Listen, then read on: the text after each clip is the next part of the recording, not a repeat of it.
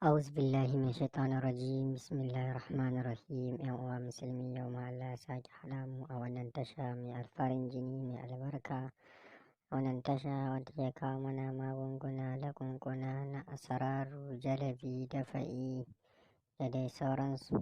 Kada a manta danna mana subscribe idan wannan ne farkon shigowanku, idan kuma ku riga kun yi subscribe to a danna like don samun izinin amfani da wannan sirri da muke badawa.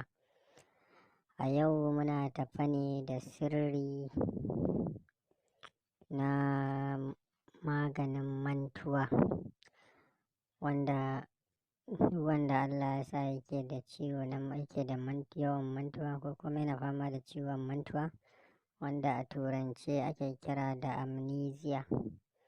To ga magani kasidin, insha Allahu rabbi zai rabu da ita har abadan insha Allah.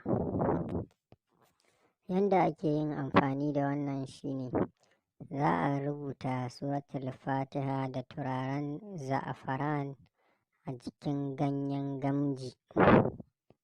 Wannan shine ganyen gamjin da kuke gani akan screen ɗinku, amma ganyen gamjin da za a rubuta busasshe ake so.